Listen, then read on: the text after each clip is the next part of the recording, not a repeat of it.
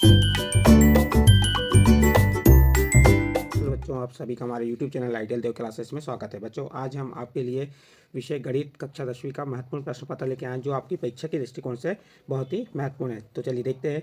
केवल अभ्यास हेतु नमूना प्रश्न पत्र है, हाई स्कूल परीक्षा 2024 विषय गणित कक्षा 10वीं के लिए।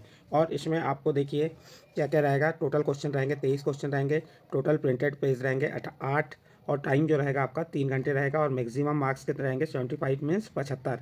तो और ये जो वर्जन है, हिंदी और इंग्लिश दोनों वर्जन है, यानी इंग्लिश मीडियम के लिए भी और हिंदी मीडियम के लिए भी। और सब्जेक्ट आपका क्या हो गया, मैथमेटिक्स विषय गणित। इसके निर्देश दिए हैं। सभी प्रश्न अनिवार्य है। प्रश्न 1 से 5 तक वस्तुनिष्ठ प्रकार के प्रश्न हैं। प्रश्न 6 से 23 तक आंतरिक विकल्प दिए गए हैं। तो ये आपके निर्देश हो गए। अब इससे संबंधित प्रश्नों को देखते हैं हम। प्रश्न नंबर 1 क्या कह रहा है इसमें, सही विकल्प चुनकर लिखिए। प्रश्न क्रमांक 1 में क्या दिया है आपको, सही विकल्प चुनकर लिखिए। क्या कह रहा है नंबर 1, HCF 91 और 21 है। यहाँ पे आपको महत्तम समापवर्तक पूछा किसका, 91 और 21 का। तो इसका सही आंसर आ जाएगा 7, क्योंकि 7 का भाग 91 में भी चल जाएगा और 21 में भी। तो इसका सही आंसर होगा डी नंबर 7। इसके बाद दिया है समीकरण निकाय x धन 2y धन 5 बराबर 0 और ऋण 3x ऋण 6y धन 1 बराबर 0 का हल होगा। यहाँ पर 4 ऑप्शन है, अद्वितीय हल, कोई हल नहीं, अनंत अनेक हल और 2 हल। तो अद्वितीय हल का सूत्र क्या होता है, अद्वितीय हल में होता है आपका A1/A2 इक्वल नॉट B1/B2। ये किसके लिए हो गया, अद्वितीय हल के लिए हो गया। कोई हल के लिए नहीं क्या होता है, A1/A2 बराबर B1/B2 बराबर नहीं C1/C2। ये कोई हल नहीं के लिए। और अनंत अनेक हल के लिए क्या होता है, A1/A2 बराबर B1/B2 बराबर C1/C2। अब यहाँ पे आपका जो प्रश्न कह रहा है x धन 2y धन 5 बराबर 0 में और ऋण 3x ऋण 6y धन 1 बराबर 0 का हल होगा।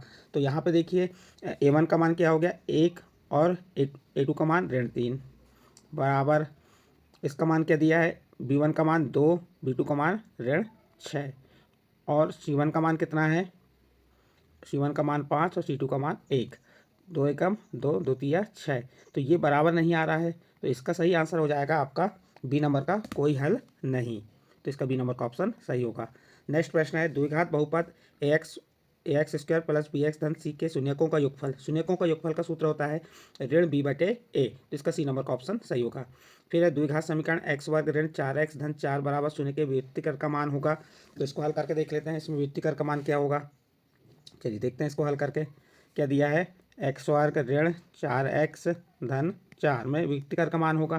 तो व्युत्क्रम का सूत्र क्या होता है, d बराबर b वर्ग ऋण 4ac। ये व्युत्क्रम का सूत्र हो गया। b का मान क्या हो गया, ऋण 4 का वर्ग ऋण 4, a का मान 1 और c का मान 4। अब हल करते हैं इसे। ऋण 4 का वर्ग 16 और 4 का 4 गुणा की 16, और 16 में 16 घटाए तो 0। तो इसका सही आंसर कौन सा हो जाएगा, सी नंबर का ऑप्शन सही होगा। फिर उसके बाद दिया है आपका 5वां नंबर प्रश्न, वृत्त के किसी बिंदु पर खींची गई स्पर्श रेखाओं की संख्या होगी। तो ये हमारा क्या हो गया, वृत्त हो गया, और वृत्त पे खींची गई किसी बिंदु पर तो कितनी स्पर्श रेखा खींच सकते हैं हम, 1। तो इसका सही आंसर आ जाएगा ए नंबर का 1। इसके बाद दिया है आपका, क्या दिया है, प्रश्न नंबर 4। प्रश्न नंबर 4 में क्या दिया है देखते हैं। 0, 5 एवं ऋण 5 शून्य के बीच की दूरी होगी। तो इसको हल करके देखते हैं। इसका सूत्र क्या होता है, दूरी ज्ञात करने का सूत्र होता है आपका करनी के अंदर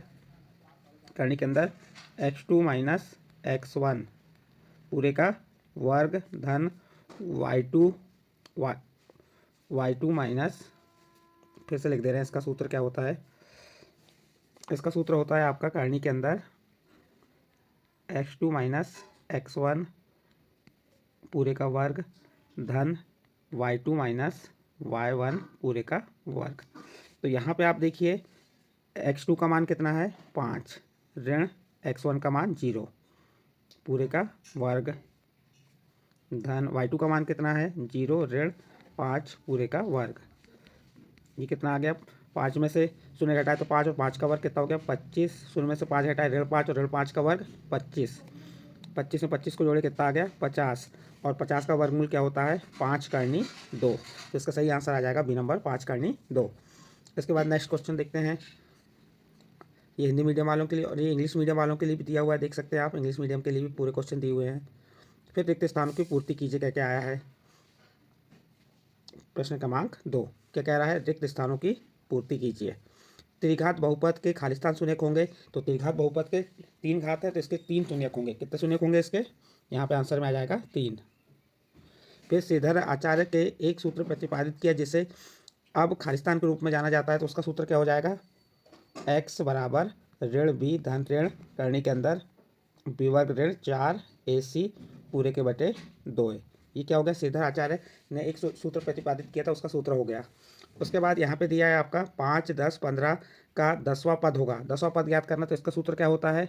10वां पद का an बराबर a कोष्टक में n ऋण 1 गुणित सारवंतर d। a का मान कितना है? 5।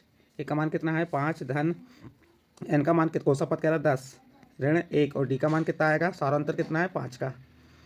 तो 5 धन 10 में से 1 घटाए तो 9 गुणित 5। 5 धन 9 पना 45 और 45 में 5 जोड़े तो कितना हो गया? 50। तो इसका सही आंसर यहाँ पे क्या आ जाएगा? 50 आ जाएगा। सभी त्रिभुज समरूप होते हैं, तो समबाहु त्रिभुज, जितने भी समबाहु त्रिभुज होते हैं यहाँ पे आ जाएगा समबाहु त्रिभुज समरूप होते हैं, समबाहु।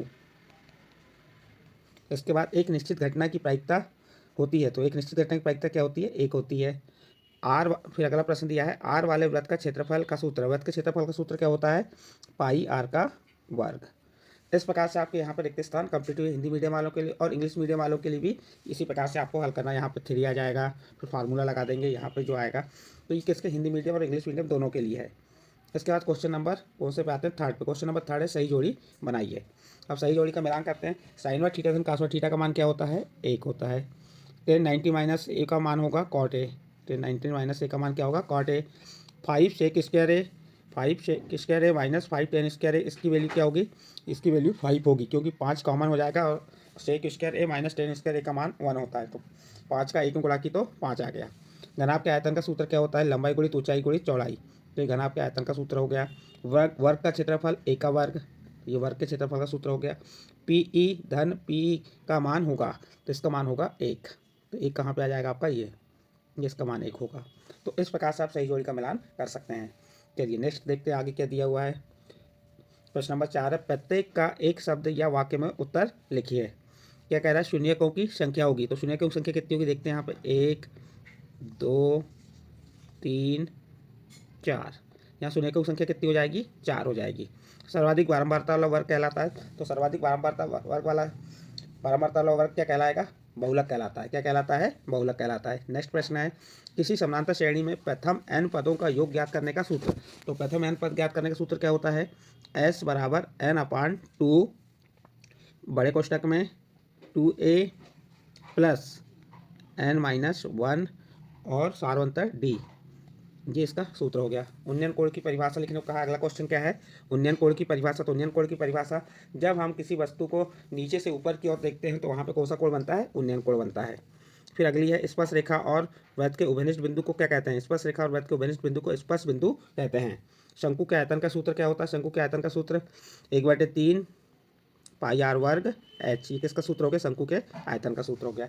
इस प्रकार प्रत्येक एक शब्द और वाक्य में उत्तर लिखने को कहा था, ये आपको बता दिए। इसके आगे चलिए देखते हैं आज के आगे क्या दिया हुआ है। ये हिंदी इंग्लिश दोनों मीडियम सत्य असत्य आ गया, तो यहाँ पे सत्य असत्य देख लेंगे। क्या कह रहा है? निम्नलिखित में सत्य असत्य बताइए। तो यहाँ पे ये पहला वाला प्रश्न कह रहा है समानांतर श्रेणी 10, 7, 4 का 10वां पद ऋण 17 है, सत्य असत्य। तो देखते हैं इसे हल करके। हमारा सूत्र वही लग जाएगा। कौन सूत्र लगेगा? अभी हमने जो सॉल्व किए थे, a धन n-1 d। अब यहाँ पे सारवंतर कितना है? प्रथम पद हो गया 10 धन कौन सा पद कह रहा है? 10वां पद कह रहा है ऋण 1 और सारवंतर 7 में से 10 घटाए तो ऋण 3। 10 धन 9 गुणित ऋण 3। 10 धन 7 9 27 ऋण 27 आ गया हमारा ये, और 10 में से 27 घटाए तो ऋण 17। तो यहाँ पे हमारा ये सत्य आ जाएगा।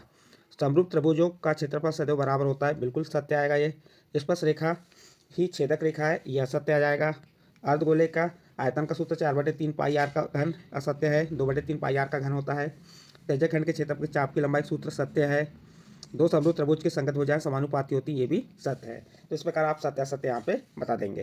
तो प्रश्न नंबर 5 कंप्लीट हुआ। इसके बाद आपको प्रश्न नंबर 6 दिया है 140 को अभाज्य गुणनखंडों के गुणनफल के रूप में व्यक्त कीजिए। तो 140 के आप अभाज्य गुणनखंड निकाल सकते हैं, या उसके अर्थों में क्या दिया है? HCF 306 657 बराबर 9 दिया है, तो एलसीएम 306 657 ज्ञात कीजिए। तब इन प्रश्नों को आने वाली वीडियो में आपको हल करके बताएंगे। ये आपका प्रश्न नंबर 6 हो गया। प्रश्न नंबर 7 में क्या दिया है, 4u का वर्ग धन 8u के शून्यक है, तो आप इसके शून्यक भी निकाल सकते हैं, आसानी से निकाल सकते हैं। प्रश्न नंबर 7 क्या कह रहा है, 4u का वर्ग धन 8u, इसके शून्य के बराबर शून्य ले लिए, तो इससे कॉमन क्या निकल गया, 4u कॉमन निकल गया, तो u धन 2 बराबर शून्य, तो 4u बराबर शून्य, तो u बराबर क्या हो गया शून्य, और u धन 2 बराबर शून्य, तो u बराबर धन 2 का पक्षांत की तो ऋण 2, तो इसके शून्य क्या हो जाएंगे, शून्य और ऋण 2 हो जाएंगे। इसी प्रकार उसके अच्छे वाला जो सवाल आपको बनता है आप उससे हल कर सकते हैं। तो ये प्रश्न क्रमांक 6-7 हो गया। इसके बाद ये प्रश्न क्रमांक 8 क्या कह रहा है, a1/a2 b1/b2 और c1/c की तुलना कर ज्ञात कीजिए कि निम्न रेखाएं एक बिंदु पर प्रच्छेद करती हैं, समानांतर है अथवा संपाती हैं, और उसके अध्ययन दिया रेखीय समीकरण युग्म को हल कीजिए, चाहे विलोपन विधि से हल कीजिए या प्रतिस्थापन विधि से। ये प्रश्न नंबर 8 हो गया। इसी प्रकार आपका प्रश्न नंबर 9 दिया हुआ है, ये आपका प्रश्न नंबर 9 हो गया। उसका प्रश्न नंबर 9 उसका अथवा का प्रश्न हो गया। प्रश्न नंबर 10 उसका अथवा का। प्रश्न नंबर 10 में क्या दिया है, दो त्रिभुजों की समरूपता के लिए आवश्यक प्रतिबंध और थेल्स प्रमेय का कथन लिखिए। थेल्स प्रमेय का कथन क्या है, किसी त्रिभुज के समानांतर खींची गई रेखा अन्य दो भुजा को समान अनुपात में व्यक्त करती है। ये आपका प्रश्न नंबर 10। इसके बाद ये प्रश्न नंबर 11-12 देख सकते हैं। इसमें दो बिंदुओं के बीच की दूरी ज्ञात करने को कहा है, यहाँ मध्य बिंदु ज्ञात करने को कहा है अथवे में। उसके बाद आपका प्रश्न नंबर 13 देख सकते हैं आप यहाँ पे, प्रश्न नंबर 13 और उसके अथवे का प्रश्न है ये प्रश्न नंबर 14। इन प्रश्नों को आने वाली वीडियो में हम आपको हल करके बताएंगे। यहाँ पे आपको मात्र विकल्प खालिस्तान सत्य समझा दिए हैं। ये 15, ये प्रश्न नंबर 16 है, उसके अथवे का प्रश्न है। प्रश्न नंबर 17 उसके अथवे का, ये 2-2 अंक वाले प्रश्न थे। प्रश्न नंबर 18, प्रश्न 19, 20, ये 3-3 अंक वाले प्रश्न स्टार्ट हो गए यहाँ पे। फिर 21 से आपके 4 अंक के प्रश्न चालू हो गए। ये रेखीय युग्म को हल कीजिए, ये आपको रेखीय युग्म को आप विलोपन या प्रतिस्थापन विधि से हल कर सकते हैं। ये दो संख्याओं का योग अंतर, ये 4-4 अंक के बहुत इजीली प्रश्न है। ये 22 नंबर का प्रश्न को देख सकते हैं, त्रिकोणमिति से संबंधित, ऊंचाई दूरी से संबंधित है। और ये 23 नंबर का प्रश्न है, माध्य साक्षरता ज्ञात कीजिए वाला है। तो इस प्रकार से ये आपका प्रश्न पत्र किस प्रकार से आएगा इस वीडियो के माध्यम से आपको बताएं। तो बच्चों आपको ये जो प्रश्न देख लीजिए, इनकी तैयारी अच्छे से कीजिए, जो वार्षिक परीक्षा के लिए बहुत ही इंपॉर्टेंट हैं। यदि आपको हमारे द्वारा जो प्रश्न बताएगा ये अच्छे लगे हों तो आप हमारे चैनल आइडियल देव क्लासेस को सब्सक्राइब कीजिए, लाइक कीजिए एवं अन्य ग्रुप में शेयर जरूर कीजिए।